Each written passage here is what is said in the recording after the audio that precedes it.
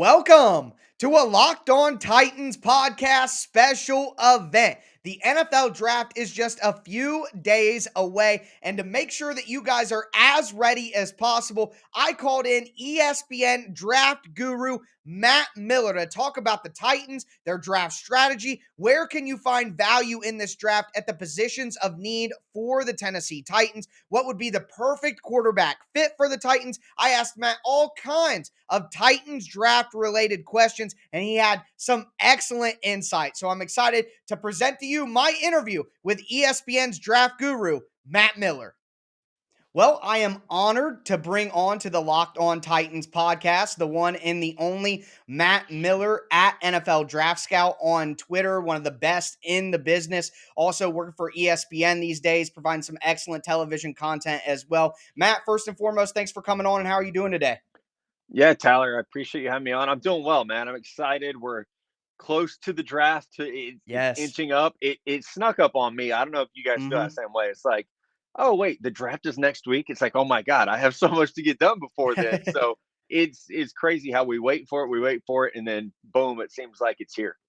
Yeah, it's really unbelievable. I remember the days before I was covering the team officially and everything. It felt like it took so long to get through that combine to draft time period. Now it just goes completely. But with that in mind, the draft is basically here. And since a lot of Titans fans seem to notice that you have a good hold and a good feel for what the Titans are thinking or what the Titans doing, I feel like I can ask you this. Tell me exactly who the Titans are picking at 26, Matt. Don't lie. We all know that you know.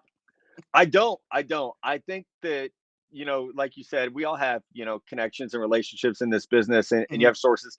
It's a lot harder at 26 to definitively say the team is going to select this player because they Right. might have targets that aren't on the board. And I think this year is harder than ever because no two teams are alike in terms of their board this year, it feels like. So I've had conversations with folks from the Titans and people like, later in round one, and they're basically calling me to say, like, hey, what does your mock draft look like? Who do you think the teams ahead of us are taking? Because it feels like it's all over the place this year. There's not a consensus, I guess is the best way to say it. Whereas last year, mock drafts are pretty much chalk, right? It was like, all right, quarterback, Right. quarterback, quarterback, Kyle Pitts, Jamar Chase.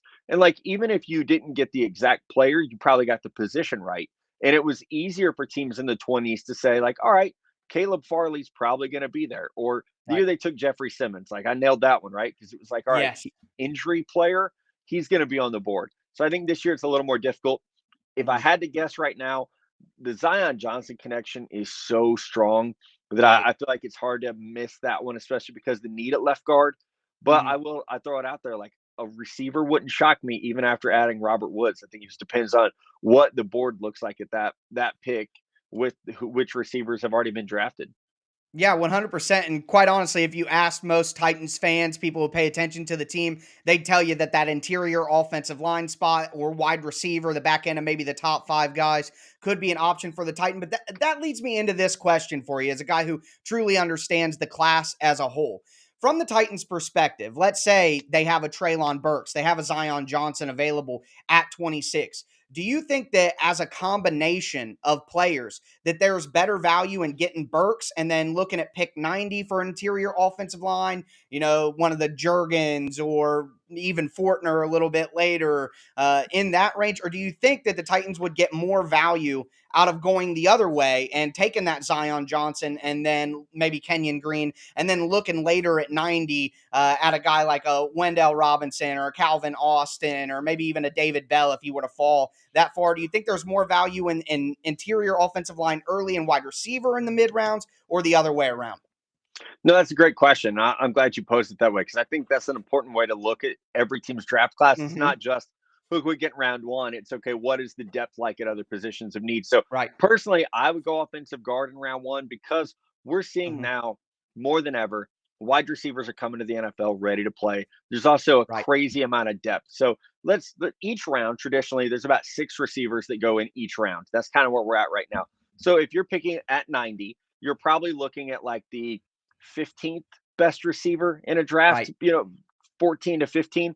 To me, that this year, that is a starting caliber player. You mentioned David Bell from Purdue. He's going to slip Mm-hmm. because he didn't run well. but he Right. plays exceptionally well. And so, Mhm. especially because now y'all are in a spot where you only need this guy to be a number three receiver, only a number three receiver, right? So, someone Right, like right. Wandale Robinson or Velas Jones from Tennessee, like there Mhm. are solid options for that speed receiver. But if you get into round three, you mentioned Cam Jurgens. I think he's way gone off the board. I think he'll be a second round Yeah. pick. Luke Fortner from Kentucky definitely kind of fits that mold. Donovan West from Arizona State, Mhm. probably in there as well. But like now we're talking about guys like, are they starter caliber? And you don't, it's not like you need a third guard, right? You need a starting guard Right. or a starting Right. center. At receiver, you do have AJ Brown, you do have Robert Woods. So I think you can get away with a slot receiver coming in the third round, and then possibly looking at tight end in the fourth round, where I think the depth there is really good this year. Yeah, I agree with you. And one thing that I've been looking at too is a lot of the offensive linemen that will be there in that mid round, the interior guys.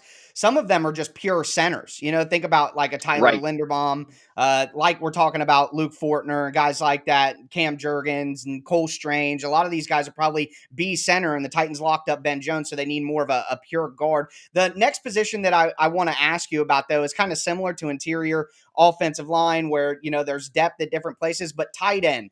I guess my question to you is: there's so many tight ends. You tweeted about it today, actually, Yeah. and it brought up a good question for you. So I guess I'm asking for your evaluation on the players yourself. Do you think that there was more value in getting a Jelani Woods, a Jeremy Rutkert, maybe an Isaiah Likely around that pick 90? Or do you think that it would be better served to, like you said, maybe get wide receiver right there and then go for more of a K. Dotton, a Okonkwo, Bellinger, go for one of those guys maybe in the 130 to 143 range? Yeah, I would this year specifically, I would go wide receiver at 90 and then look at Mhm, the tight ends in the fourth round, because I do think mhm. I just today completed a 7 round mock draft, and the tight ends fell because a lot of it is like what I'm hearing from teams is like, okay, no tight end's going to go in the first round.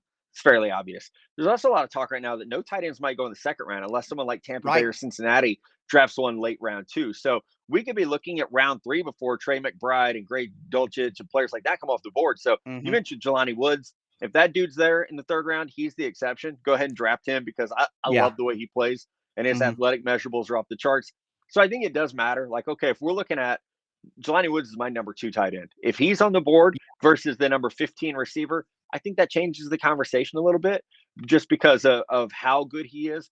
But if we're looking at tight end five or six, well, I don't think the difference between tight end five and tight end eight this year is that great. If I can get Daniel Bellinger in the fourth round, okay, Yep. then I like where I'm at with David Bell and Daniel Bellinger. That's going to make my passing game quite a bit better. So I think, like we talked about, with your round one versus round three strategy, you got to kind of see how the stacking of the board is. You want to look at that horizontal big board and see, okay, like Right. which positions are starting to get thin and which guys are still on the board. And man, I would kill to be in a war room this draft, because I think it would be so much fun to just to look at it that way of like not even just our like vertical board of like 1 through Right. 125 or whatever, but that horizontal stack to just watch, like to watch 8 receivers come off the board in the first round is going to be wild, just to see what kind of domino effects that sets up. And I think, maybe because some of the values are all over the board here, that we'll see some significant runs on certain positions because your Absolutely. Yeah. value for a guy may be a little bit lower than but hey, three tight ends just went off the board between 70 and 90. We got to go, get the tight end. So that'll be really interesting to watch. The last question that I really have for you here, I know that there's some discussion around the Titans about taking a quarterback at 26. Hmm. And if the top 5 wide receivers are off the board and the top 3 interior linemen are off the board and the top 4 offensive tackles are all off the board, then maybe they go that route. If the Titans did decide to go with a quarterback at 26, who do you think is the best fit for the Titans that could realistically be there? Yeah, I guess Malik Willis. It's tough though, because okay, what's going to happen? Does if Kenny Pickett, let's say Kenny Pickett doesn't go till 20, right, and Mhm. he's the first quarterback off the board, it would be a surprise based on that we expect these teams to like mess up and overdraft one, but it wouldn't be a Mhm. surprise based on value. If Right. that happens, if Malik Willis is there at 26, then that's about the only way that I could advocate for doing that, because there is a good situation where he could truly sit and learn for a year. There's going to be zero pressure to get him on the field, and you can really coach him up, because I'm a fan of his. his arm strength, his athleticism, his running ability, his vision and toughness in the open field, his Mhm. character. There's a lot to like, but he needs work from the ground up as a passer. And so it truly needs to be a situation where he doesn't have to play as a rookie. I think that's the only way. If he's off the board and it's like, oh, let's draft Desmond Ritter, that's just not really moving the needle for me. I would rather roll with Ryan Tannehill, who's taking you to the AFC Championship game. Mhm. I'd rather roll with Ryan Tannehill and start to look at 2023 as a year to potentially get that next quarterback. Yeah, that does make a lot of sense for the Titans, and it makes a lot of sense for Titans fans to pay attention to Matt Miller's work. The entire draft world does, and obviously he does a great job paying attention to the Titans. Matt, I appreciate you coming on. Hopefully, maybe because Titans fans do trust your analysis, and this is the #1 Titans podcast in the world, we can maybe make this an annual thing.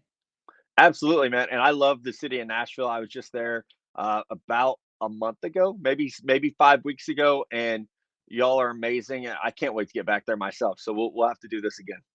Absolutely. Thank you so much, Matt. Have a great night and enjoy the draft, man. Christmas is here. Yeah, you bet. Thank you. Yep.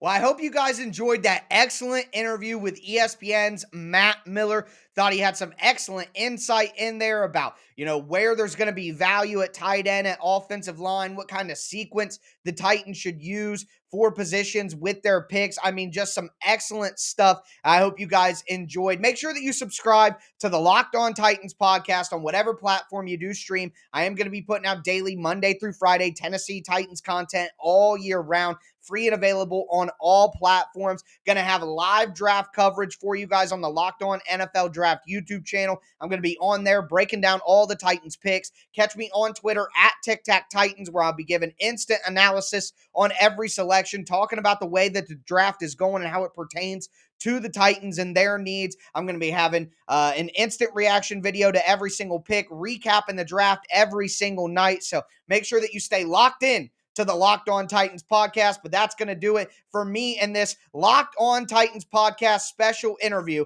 with ESPN's Matt Miller. Thank you guys for tuning in.